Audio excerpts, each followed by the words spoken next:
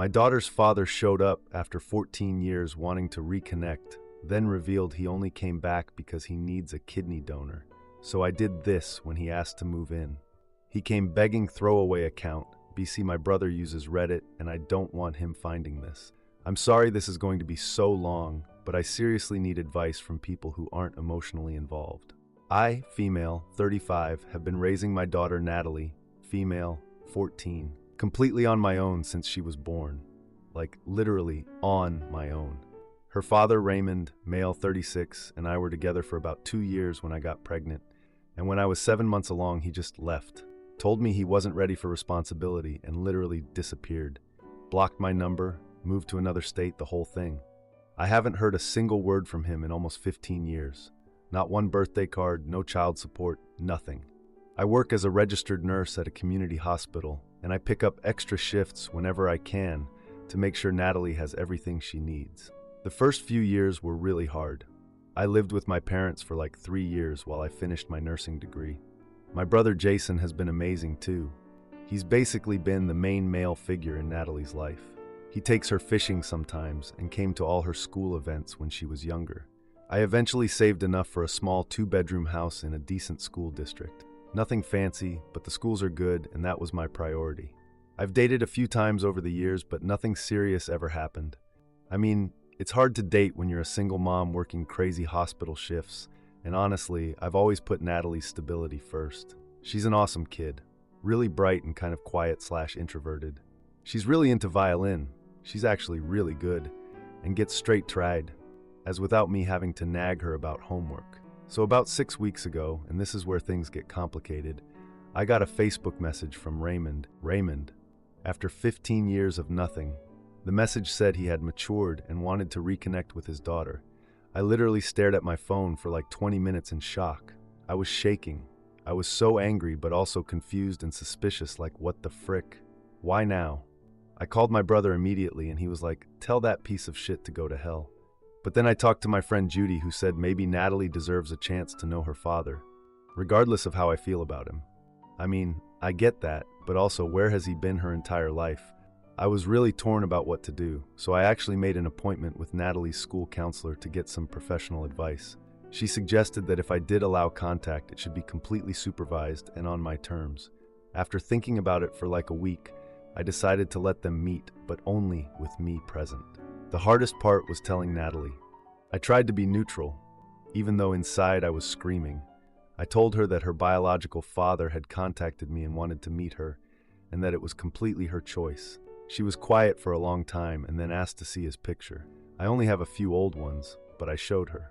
She seemed, I don't know, curious but nervous. She asked a lot of questions I couldn't really answer, like why he left, why he's coming back now. We arranged to meet at a coffee shop near our house. I was so nervous the morning of. I almost canceled like 5 times. Raymond showed up 10 minutes early and he brought this expensive violin accessory kit for Natalie. That was the first red flag for me. How did he even know she played violin? I never told him that. The meeting was weird. He kept asking really specific questions about Natalie's health history, like way too many questions about it. He wanted to know if anyone in our family had kidney problems, which seemed like a strange first question after 15 years. When I said so, he claimed he was just catching up on family medical history. When Natalie mentioned her recent sports physical for school, he got really interested and asked about her test results. I changed the subject after that, but he seemed annoyed. When Natalie went to the bathroom, he immediately asked me if she was generally healthy, and I was like, what the frick is with all the health questions? He claimed he was just being a concerned father, and I reminded him that he hadn't been concerned for the past 15 years. He quickly showed me some photos on his phone to change the subject, and then I noticed something really weird. Natalie had put her student ID and her medical emergency card on the table. She was showing me something in her wallet, and when we weren't looking directly at him, I'm pretty sure Raymond took pictures of them with his phone. When I confronted him, he denied it, but I know what I saw. We had 3 more meetings over the next couple weeks, and every time he managed to steer the conversation to medical topics. I was getting more and more suspicious, but Natalie seemed to be enjoying getting to know him, so I didn't want to ruin that for her. Then something crazy happened. I was at the pharmacy picking up Natalie's allergy meds, and this woman approached me. She introduced herself as Maria, female, 32, and said she was Raymond's girlfriend. She asked how the visits were going, and then said something that really scared me. She asked if Natalie had made a decision yet, and seemed genuinely confused when I had no idea what she was talking about. I confronted Raymond the next day without Natalie. I straight up asked him what was really going on. He tried to deny everything at first, but I wouldn't let it go. Finally, he admitted he has stage 5 kidney disease and needs a transplant. He claimed that reconnecting with Natalie was always the plan anyway, but also admitted he was hoping she might be a match for donation. I was livid. I still am. He basically came back into our lives to try to get a kidney from our daughter. Who does that? And now he's saying he lost his apartment because of medical bills and has asked to move in temporarily to strengthen his bond with Natalie. I told him I needed time to think about everything. Here's the really complicated part. Natalie actually seems eager to continue building a relationship with him. She talked about him non-stop after our last meeting. I haven't told her about the kidney thing yet because I want to protect her, but I also don't want to lie to her. I completely don't care what happens to Raymond. He made his choice 15 years ago. But at the same time, I've been researching kidney donation, and I keep thinking about what it would mean if he died and Natalie could have helped. That would be traumatic for her too, right? I don't know what to do. Do I tell Natalie the truth? Do I cut off contact with Raymond completely? Do I let him move in? That seems crazy to me, but am I being selfish? Edit. Thank you for all the responses. To answer some common questions. 1. No, Raymond has never paid child support, not a penny. And yes, I tried to track him down back when Natalie was little, but he completely disappeared. 2. Several people have asked how Raymond knew about the violin. I asked him this directly, and he claimed he saw it on social media. But Natalie's accounts are private, and I'm careful about what I post about her. 3. For those suggesting a paternity test, we actually did one when Natalie was born. My parents insisted. He's definitely her biological father. 4. A lot of you are asking if I've contacted a lawyer. Not yet, but that's probably my next step. 5. About Natalie possibly being a donor. I know she's technically too young to donate now anyway. In our state, you have to be 18 to make that decision independently. I'm more worried about him manipulating her emotionally and then pressuring her when she's old enough. Edit 2. I just realized I forgot to mention something important. After I confronted Raymond about the kidney disease, he started crying and said he was scared of dying without ever knowing his daughter. Part of me felt bad for him, but another part of me kept thinking, you had 15 years to know your daughter and you chose not to. He also mentioned that none of his family members are matches, which makes me think they've all been tested already. Now for the first update. So first, I want to say thank you for all the comments and DMs on my last post.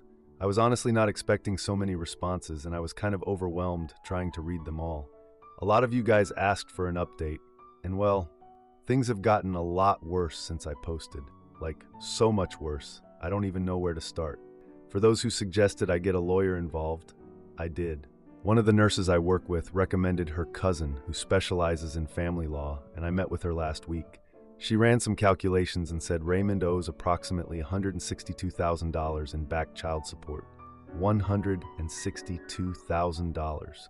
When she told me that number, I literally just sat there with my mouth open for like a full minute. She said we have a really strong case to collect at least some of it since there's clear evidence he deliberately avoided paying anything for 15 years.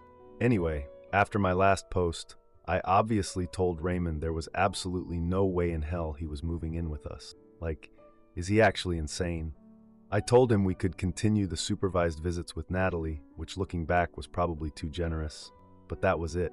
He acted all understanding at first, saying he appreciated whatever time I was willing to give him with Natalie, which seemed weirdly reasonable considering everything. I also finally had the conversation with Natalie about Raymond's kidney disease. That was probably one of the hardest conversations I've ever had. I tried to be as gentle as possible while still being honest. I told her that her dad is very sick and needs a kidney transplant, and that was probably part of why he reached out now after all these years.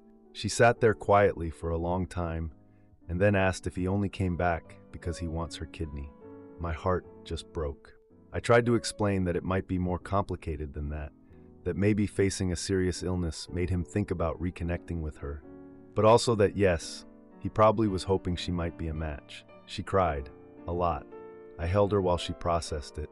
She told me she was glad I told her the truth even though it hurt. She decided she still wanted to see Raymond but wanted to take a step back and have less frequent visits until she could sort through her feelings. I thought that was incredibly mature for a 14-year-old. And this is where Raymond's behavior completely changed. It was like a switch flipped. When I told him Natalie wanted to scale back the visits, he got this weird look on his face and asked if she said that or if I said that. I explained it was her decision after learning about his health situation.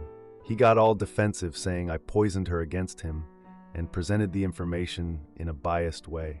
I mean, how exactly am I supposed to present? He abandoned us for 15 years and came back because he needs an organ, in an unbiased way. Then things got really bad. Raymond somehow found Natalie on Instagram. Her account is private, but I guess she accepted his request and started sending her direct messages. Messages saying things like I was keeping them apart and that I don't want you to have a relationship with your father. I only found out because I found Natalie crying in her room, and when I asked what was wrong, she showed me her phone. The worst message was basically him telling her that I'm letting him die when she could help him, and that I don't care if she grows up without a father again. I was furious. Who says that kind of manipulative crap to a child? I called him immediately. I was so angry I could barely think straight. I told him to stop contacting Natalie directly and that all communication needed to go through me. He tried to claim he had parental rights since she's his daughter too. I reminded him that he hadn't paid any child support or been involved in her life for 15 years. He said he was trying to make up for that now and asked why I wouldn't let him. I called him out, saying he was only here because he wanted her kidney and wasn't really trying to build a relationship. He got emotional and said I had no idea what it's like facing death. I asked him to name 3 of Natalie's interests besides violin if this was really about getting to know her. After a long pause, all he could say was that she's good at school. When I pointed out that wasn't an interest, he got defensive and said he was fighting for his life and didn't have time for games. I told him these weren't games but my daughter's well-being. He threatened to get lawyers involved, and I reminded him about the $162,000 in back child support he owes. He hung up on me after that, but he didn't stop there. He started contacting my parents and my brother, telling them I'm preventing him from getting life-saving treatment and asking them to intervene. My brother Jason, who has always hated Raymond, went to Raymond's apartment, and apparently there was some kind of confrontation that got so heated, the neighbors called building management. Jason wouldn't tell me exactly what happened, but said he won't be bothering us for a while. I was wrong though. Raymond showed up at my work, at the hospital where I'm a nurse. He came into the lobby during my shift and started telling my coworkers that I was letting him die out of spite. Security had to escort him out, and my supervisor told me to take the rest of the day off because I was shaking so bad. But the absolute worst was when he showed up at Natalie's school during orchestra practice. The orchestra teacher called me immediately, saying some man was trying to talk to Natalie alone and she seemed uncomfortable. I literally left a cart of medications in the middle of the hallway at work and ran to my car. By the time I got there, the school resource officer had already removed Raymond from the building. That was the final straw. I got a temporary restraining order the next day. He can't come within 500 feet of our home, Natalie's school, or my workplace. Through all this, Raymond's girlfriend Maria has been reaching out to me more and more. At first I ignored her calls, but eventually I picked up because I was curious what she had to say. She told me that Raymond has done similar manipulative things to his siblings over the years, and they've all cut him off. None of them have even agreed to be tested as potential donors. Speaking of Natalie, she's been seeing her school counselor twice a week now to process everything. She alternates between being angry at Raymond, feeling sorry for him, and feeling guilty that she won't help him. It's so much for a 14-year-old to handle. I am completely confident in my decision to keep Raymond at a distance. He's proven himself to be manipulative and selfish over and over again. But I still lie awake at night sometimes wondering if I'm doing the right thing. What if he dies without a transplant? Will Natalie blame me later? Will she blame herself? As if all this wasn't stressful enough, my car decided this was the perfect time to need $2,800 in repairs. The transmission is shot, and I've been taking the bus to work for the past week, which adds like an hour each way to my commute. I'm exhausted. Yesterday, I got an email from Raymond saying he's dying because of my cruelty, and that Natalie will have to live with knowing her mother kept her from saving her father's life. I didn't even show Natalie this one, obviously. Okay, so here's the thing I haven't told anyone yet, not even my brother or parents. I secretly got tested to see if I might be a compatible donor for Raymond. I know that sounds crazy. Like, why would I even consider helping this man who abandoned us and is now harassing us? I honestly don't fully understand my own motivations. Maybe it's genuine compassion, or maybe I just want to protect Natalie from feeling pressure. Or maybe I want to prove to myself and others that I'm not being mean. I don't know. Maybe this is connected to my own issues with my dad. He was never abusive or anything, just emotionally distant, always working, never really there, even when he was physically present. I remember being Natalie's age and desperately wanting his attention and approval. Anyway, I'm waiting for the test results, and I have no idea what I'm going to do if I turn out to be a match. Part of me thinks I should offer to donate with conditions, like he signs a legal agreement to pay child support, stays away from Natalie unless she initiates contact, etc. But another part thinks I should just keep the results to myself, no matter what they say. Edit. So many people are asking if the restraining order covers electronic communication. Yes, it does. I already reported the email to the police and my lawyer. The problem is, he keeps creating new email addresses to contact me. And no, we can't block them preemptively, since we don't know what they'll be. Edit 2. To those of you asking why I would ever consider giving this man a kidney, I don't know. Okay. I'm not saying I definitely will. I'm just saying I got tested. Maybe it's because despite everything, I don't actually want him to die. Or maybe it's because if he dies, Natalie might always wonder if she could have saved him. I don't know. I'm confused about my own feelings, which is why I'm here asking for advice. Edit 3. A bunch of people are asking about Natalie's feelings now. She's struggling. She told her counselor she feels trapped. Like if she wants a relationship with her dad, she has to give him a kidney. But if she doesn't want to give him a kidney, she can't have a relationship with him. The counselor is helping her understand that this is a false choice created by Raymond's manipulation, but it's a lot for a teenager to process. Edit 4. Someone asked if Raymond has shown any real interest in getting to know Natalie beyond the kidney thing. Honestly, not really. Like in their initial meetings, he asked some basic questions about her life, but he's never remembered her answers in subsequent conversations. One time she told him about winning first chair in orchestra, and the very next meeting he asked her if she still plays that violin thing. So, yeah. Now for the second update.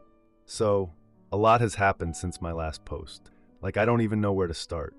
I've been trying to write this update for days, but I kept deleting everything because my thoughts are all over the place. I'm still kind of in shock, honestly. First, thank you to everyone who commented on my last post. I tried to read as many comments as I could, but there were so many, and things have been completely insane around here.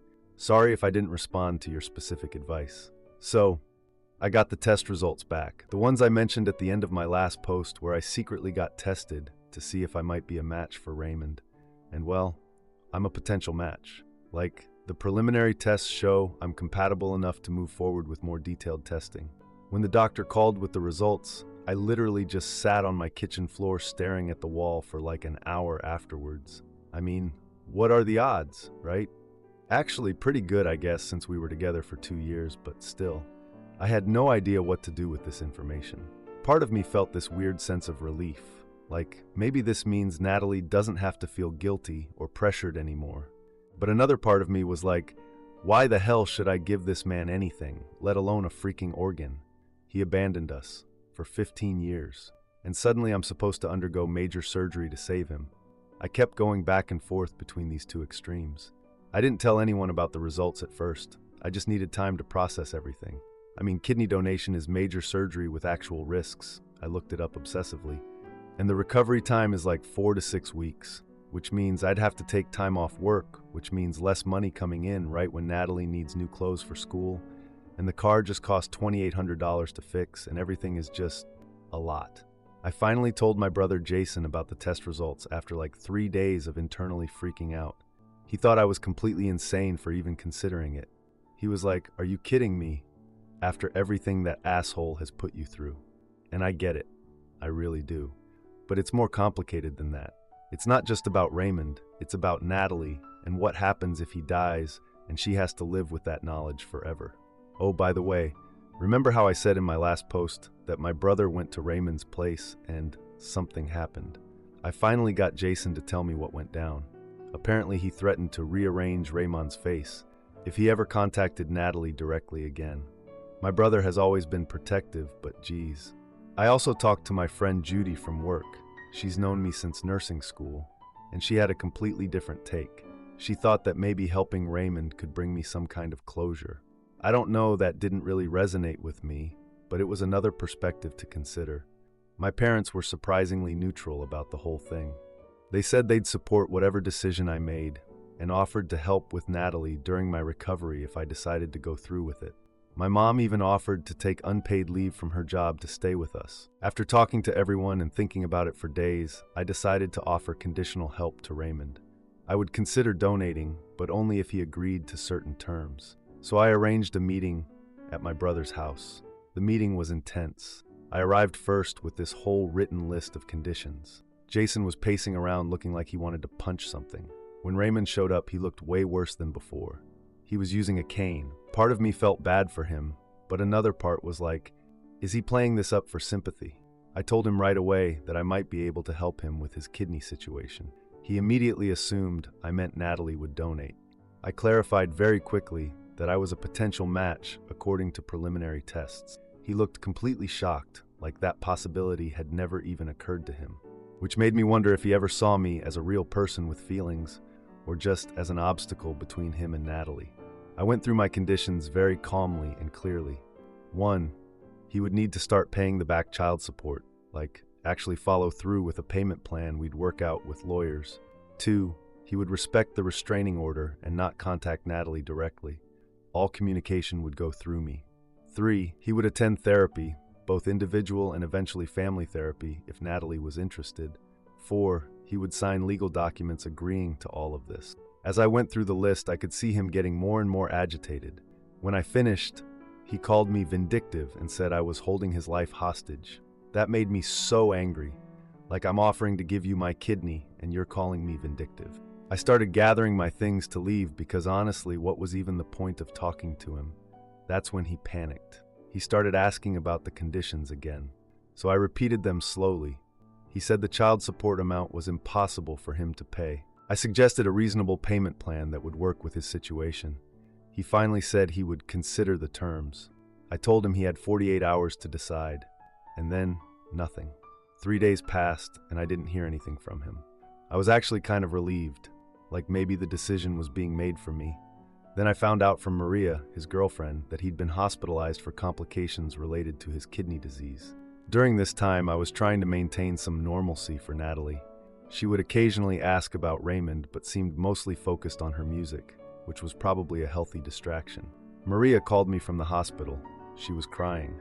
She told me she'd left Raymond after discovering the full story about us. Apparently, he had told her I was some unstable ex who kept his child from him, when in reality, he had never sought any contact until he needed a kidney. She was horrified when she learned the truth and apologized to me like 100 times. She also mentioned that Raymond's health was deteriorating faster than expected. So a week after our meeting at Jason's house, Raymond showed up at my doorstep. It was like 9:30 at night, and I was helping Natalie with some homework. He was there looking absolutely terrible, way worse than before. I opened the door, keeping the chain on, and he fell to his knees on my porch and started sobbing. Natalie heard the commotion and came into the hallway. I asked her to go to her room, which she did, but I'm pretty sure she was listening from around the corner. Raymond was a complete mess. He kept saying he would do anything I asked, that he knew he didn't deserve my help, but was begging for it anyway.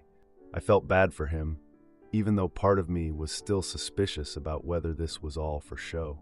I helped him to a chair on the porch and brought him some water. He admitted that he'd been selfish his entire life, and that facing death had made him realize it. He said he'd pushed away everyone who ever cared about him, including his siblings and parents. I just listened without saying much.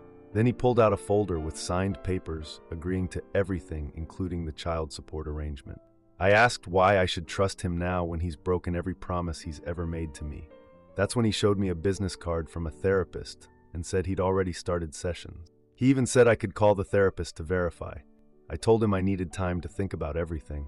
He seemed to accept that and left contact information for his doctor before leaving. Over the next few days, I verified everything Raymond had told me. I called his therapist after he signed a release, talked to his doctor about the risks and benefits of donation, and consulted with my own doctor about what recovery would be like for me. I also talked to my lawyer about creating a legally binding agreement regarding the child support and other conditions. After all that, I agreed to begin the donation process. I'm still maintaining very firm boundaries, though. I helped Raymond get into a patient housing program instead of letting him stay with us. I'm requiring him to continue therapy and provide proof of attendance. And we have a legal agreement about his financial obligations and his relationship with Natalie going forward. The pre-donation testing has started, which is a whole series of medical tests and appointments. There's still no guarantee the transplant will be successful, and there are definitely risks involved. I'm trying not to think about them too much, or I'll freak myself out. Natalie has been participating in some family therapy sessions, separately from Raymond for now. She's developing a more nuanced understanding of the situation, which is good. The therapist said she's processing things in a healthy way, which is all I can ask for. This whole situation is just complicated. I'm helping someone who hurt me deeply, and I'm still working through my feelings about that. I'm doing this partly for Natalie, partly because it feels like the right thing to do, and partly to show my daughter that you can be compassionate while still maintaining boundaries. The donation is scheduled for next month. So far, Raymond is complying with all our agreements.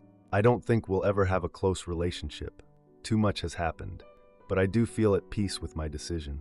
I still have doubts about whether Raymond will maintain his end of the bargain long term, especially after his health improves. But I'm prepared to enforce those boundaries no matter what happens. Sometimes the strongest thing isn't walking away or giving in completely, but finding some middle path that honors your values while acknowledging how messy human relationships can be. At least that's what I keep telling myself. Edit. So many people are asking if I'm being pressured into this donation. I'm not. This is my choice. I've thought about it extensively and talked to multiple medical professionals. Yes, I understand the risks. Edit 2. To address some common questions. Yes, the legal agreement about child support is being handled by my lawyer and is legally binding. No, Natalie doesn't know the full details of my decision yet. We're working with her therapist on how to discuss it with her. The restraining order has been modified to allow specific types of contact related to the medical procedures. Recovery time is expected to be 4 to 6 weeks. And yes, I'm concerned about the financial impact, but my parents and brother are helping. Edit 3. Someone asked why I would do this after everything Raymond put us through. Honestly, I ask myself that same question almost every day. I think it comes down to the fact that I don't want to look back on this situation years from now and wonder if I could have done more. And I don't want Natalie to ever feel like she was put in an impossible position because of adult issues. The weight of, you could have saved him but didn't, seems too heavy for anyone to carry, especially a 14-year-old.